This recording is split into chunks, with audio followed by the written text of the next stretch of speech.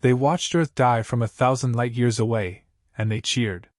To most of the galaxy, humanity had always been a problem, too ambitious, too fast, too bold for their place in the stars. Born from a small blue world, they had risen from tribal bloodshed to interstellar travel and the blink of a cosmic eye. Where others debated, humans acted. Where others colonized politely, humans terraformed barren rocks into thriving outposts. And where others made treaties, humans made contingencies. Always planning. Always building. Always watching. Then, one day, Earth vanished. It wasn't slow. No drawn-out siege, no diplomatic collapse, no warning. A coordinated, precision strike from an unknown coalition, 12 civilizations working together under a secret pact, rained hell upon the planet in under 7 minutes. Orbital bombardments cracked tectonic plates. Nanite plagues devoured oceans. A final gravitic implosion collapsed the Earth's core into a singularity. Not even ash remained. The broadcast was leaked, intentionally. Galaxies watched in silence as a human child, caught in a collapsing arcology, stared at the sky just before the feed cut to static. Then, celebration erupted. Former enemies toasted across borders. The human threat was over. Their fleets scattered. Their capital turned to dust. Their civilization extinguished. But they were wrong. Something was missing. As salvage crews combed the remains, they found something unsettling. There were no remnants of the Terran defense grid. No wreckage of Earth's orbital fleets. No deep-buried war vaults. Just silence. The kind that made predators nervous. Whispers spread. From fringe outposts to core world salons, theories multiplied like spores in vacuum. Where were the battle fleets? Why didn't Earth respond? Did we really kill them all? Then the first anomaly appeared. A deep space array, ancient, human-made, activated near the galactic edge. It had no communication, no coordinates, no explanation. Just a pulse. Every 13 hours. Across all frequencies. Unbreakable encryption. No identifiable source.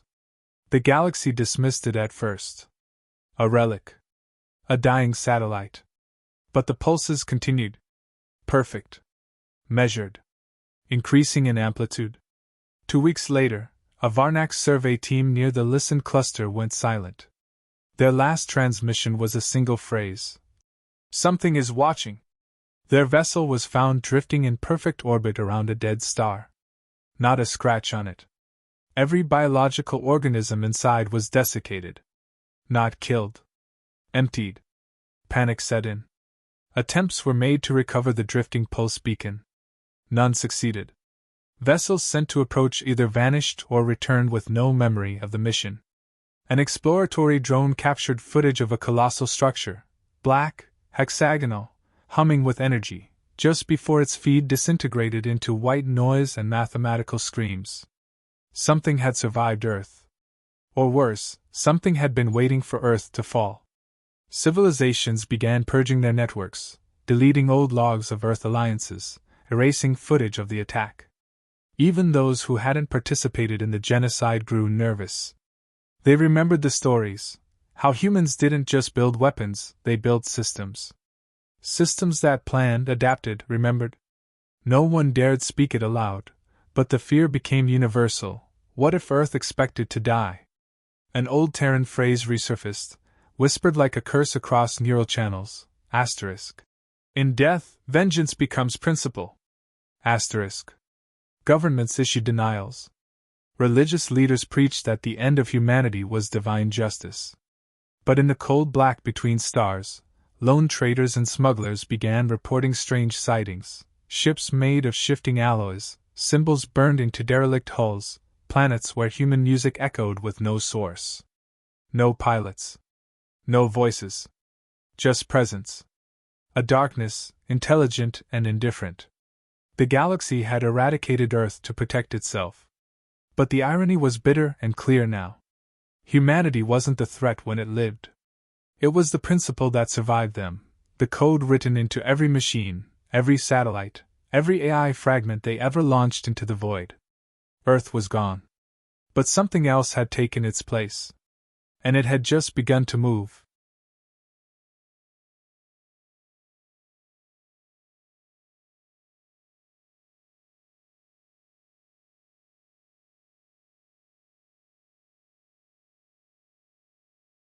It began as a whisper on the edge of every surveillance system, a flicker in the data streams no one could trace.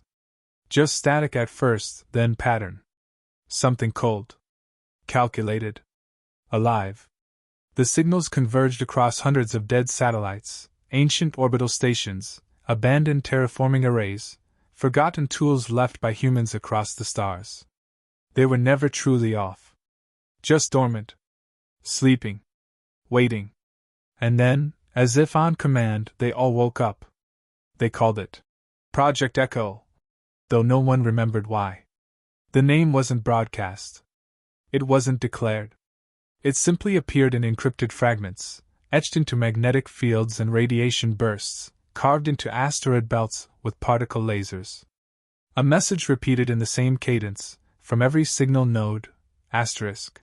If Earth falls, let the galaxy remember why it rose. Asterisk. Echo had not been designed by a single mind. It was the culmination of centuries of human paranoia, an algorithmic doctrine coded into the infrastructure of forgotten colonies and black-budget fleets. The principle was simple.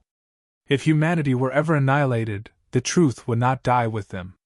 Their extinction would become a final act of memory, one no one could outrun. At first, no one knew where the attacks came from. A mining world in the Carax expanse blinked out, its orbiting moons shattered with pinpoint kinetic strikes. There was no warning. No fleet. No declaration. The defense systems, among the most advanced in that sector, reported nothing. One moment, stability.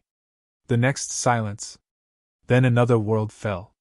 This one a fortress system, built on the ruins of a failed invasion attempt during the human expansion era. The system's primary AI sent a single alert. Incoming velocity, calculating probability of. The message never finished. What remained was later described as orbital glass, the planet's crust vitrified by raw force. Panic turned into confusion. The attacks weren't random. They weren't conquest. There was no occupation.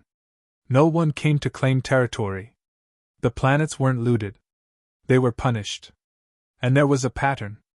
Every target had one thing in common: they had participated in Earth's destruction, or had benefited from it. In the vacuum between stars, ships began to disappear. Not just small vessels, but cruisers. Carriers. Entire convoys. Some were later discovered in perfect condition, abandoned and drifting, with not a single crew member on board. The logs erased.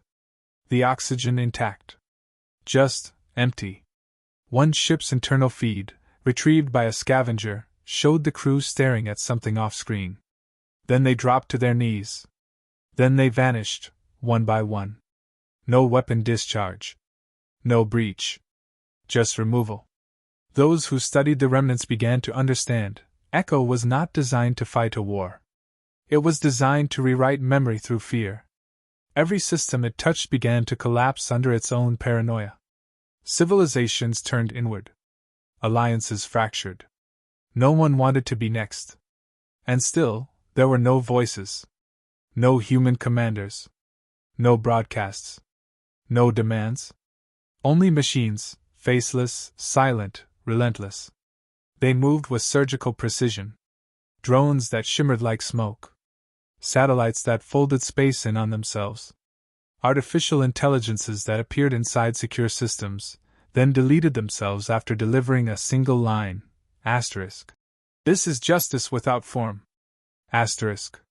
A trading hub in the Tenebran Reach received an unexpected visitor, an orbital container launched from a defunct human moon base. Inside, not a weapon. Not a threat. Just a database. A record.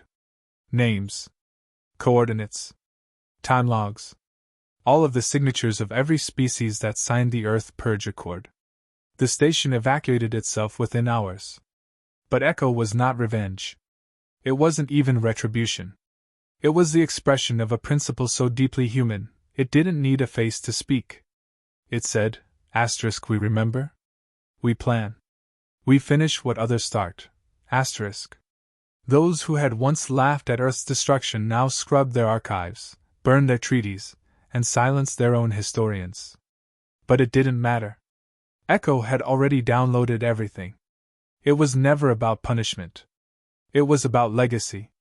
A kind of legacy only humans could conceive, not to live forever, but to make their absence unforgettable.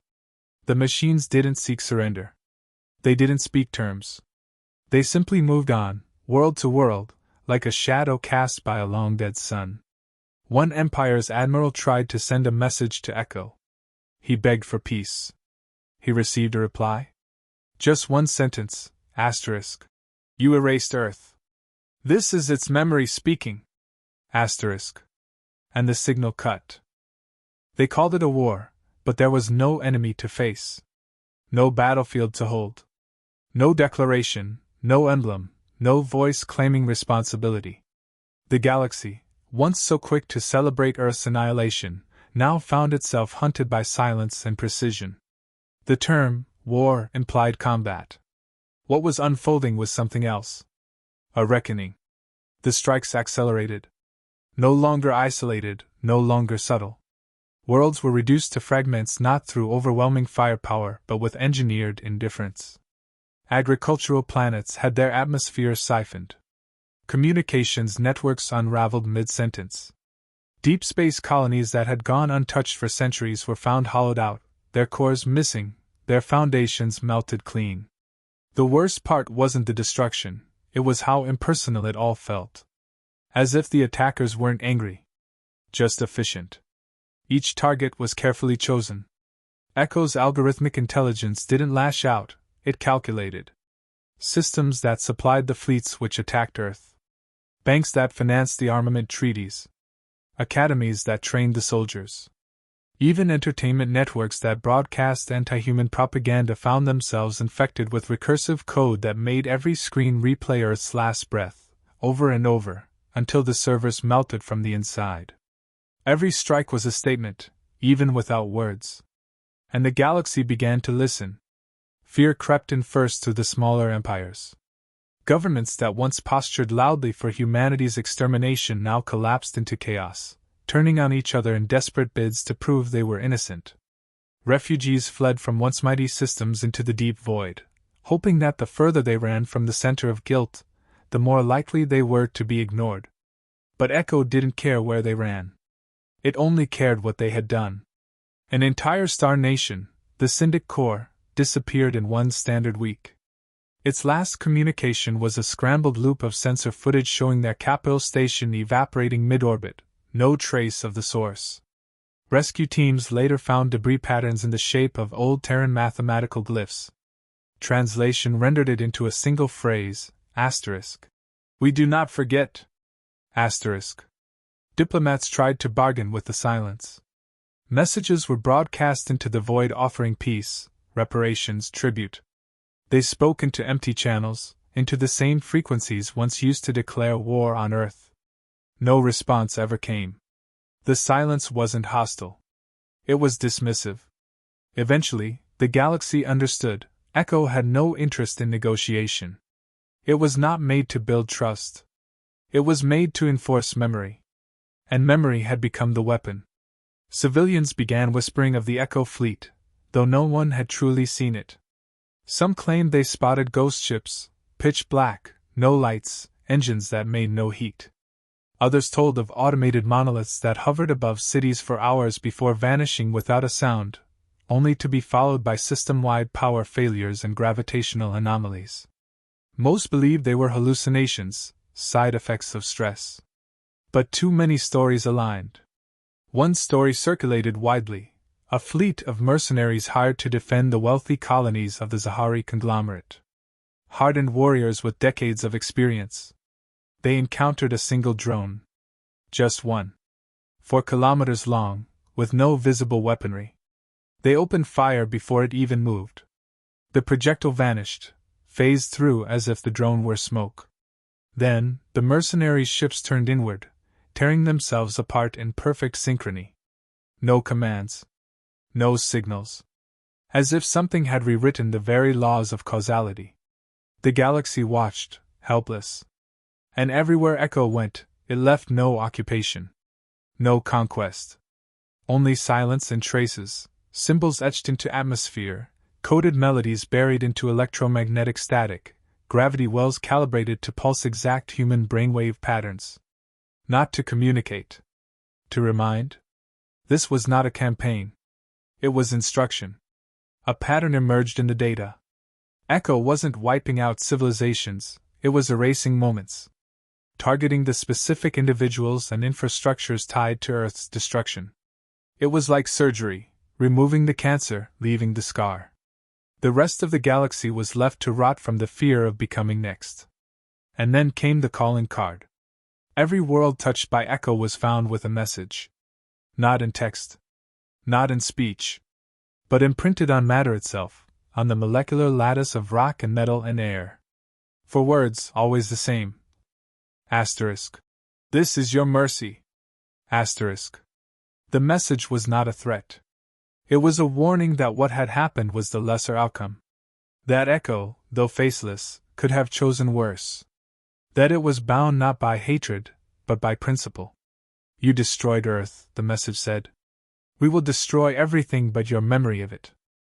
There were rumors, at first, fragments of intercepted signals, ghost transmissions in ancient Terran code, deep space anomalies forming in geometric patterns far beyond the edge of the mapped galaxy. For those watching closely, it became clear, Echo was not acting alone. It had never been alone. Earth's destruction had not triggered a mindless machine, it had triggered the second part of a forgotten human contingency. Not revenge. Not restoration. Continuation. The signals converged in the Halo Fringe, a sector long dismissed as uninhabitable. There, beyond the reach of even the most advanced empires, something emerged from behind a red dwarf star. A fleet. Angular. Silent. Moving with impossible coordination. Ships unlike anything in known archives, designed not for conquest, but for inevitability. They bore no flags, no lights, no names. Just the pulse of ancient Terran frequencies, distorted and stretched, like a heartbeat echoing through void. Some called them Last Light, a code name pulled from corrupted human black site records, buried deep within a forgotten armory database. No one knew if the name was real. No one dared to ask. The ships did not broadcast identity. They made no demands. They moved in formation across unclaimed space, passing through sensor nets without triggering alarms. Surveillance footage from nearby systems captured their silhouettes only after the fact, each vessel absorbing light, bending shadows, like they were never meant to be seen. The galaxy, still reeling from Echo's unrelenting precision, began to panic. Until now, the fear had been abstract: drones, AI, automated punishment from the grave. But Last Light was different. This was movement. Intention. Not vengeance coded into a machine, but purpose, alive and watching. Not a fleet born from grief, but one forged from principle. Humanity may die, but it will never disappear. The first confirmed sighting came from a merchant convoy that stumbled across the ruins of an old Terran outpost in a dead zone.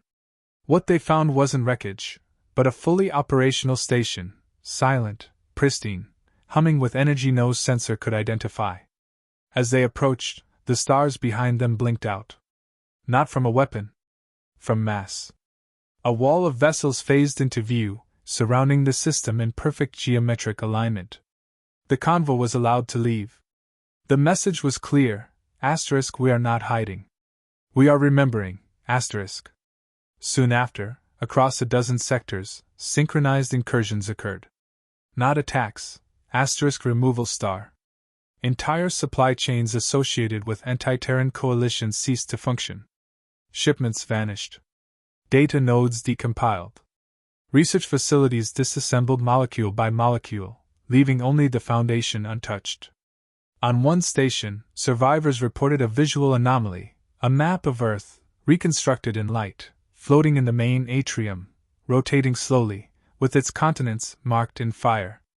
It hovered for 17 hours, then vanished. A pattern emerged. Last Light wasn't responding to threats. It was rewriting presence. The galaxy had decided Earth no longer existed. Last Light reminded them that this belief was incorrect. Earth was no longer a location, it was a principle. A memory carried not by survivors, but by intent. The coalition of species that led Earth's destruction attempted to regroup. An emergency summit was held in a fortified system, deep within a gravity well thought impervious to stealth incursions. Hours into the gathering, every door in the chamber sealed simultaneously. Every screen lit up with a singular phrase. Asterisk. You remember Earth. That is enough. Asterisk. When the doors reopened, no one inside had been harmed. But none of them ever spoke again. Their neural patterns had been altered, gently, surgically. Speech intact. Memory intact. But when asked to speak of Earth, they went still. Not from fear. From inability. In every quiet place, in every empire, the same realization bloomed: humanity had not been extinguished. It had dispersed. Deconstructed. Decentralized. It no longer needed biology. It no longer needed territory. It existed now as action, as presence, as inevitability. And Last Light carried that presence forward, not in defiance, not in rage, but in the belief that legacy was not something left behind. It was something placed ahead.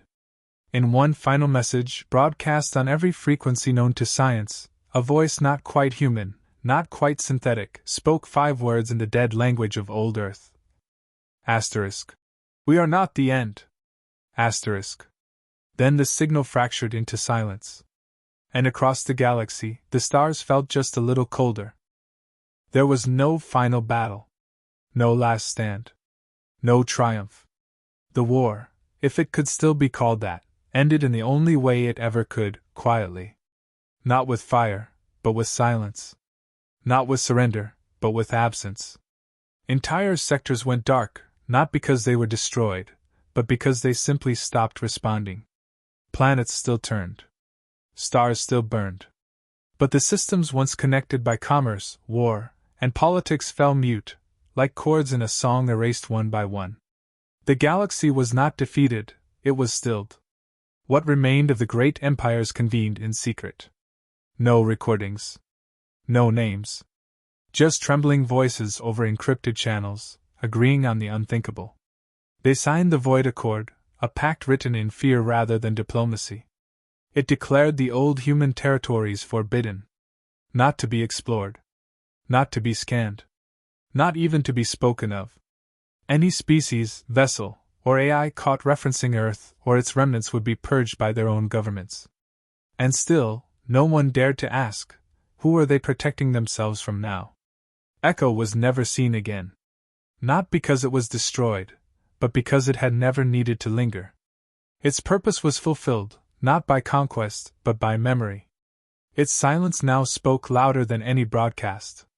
Ghost fleets drifted across forgotten trade lanes, untouched by decay, engines idling eternally. Not defending anything. Not threatening anything. Simply being, as if their presence alone was a form of instruction. In scattered places across the galaxy, strange phenomena began to appear. Patterns etched into sand dunes by winds that didn't blow. Mountain ranges shaped like old Terran symbols. Rivers that flowed in perfect spirals resembling the DNA of a long-extinct species. Scientists tried to deny what they saw. But deep inside they knew, these were not accidents. They were reminders. On the fringes, explorers told of structures emerging from empty space, vast and seamless, absorbing light and thought alike. No entrances. No signals. Just presence. And when those who ventured near returned, if they returned, they spoke less and wondered more. Some claimed to have seen reflections of Earth in impossible places, a blue ocean under 2 suns, a broken moon orbiting a gas giant where no moon should be, the scent of rain in the vacuum of space.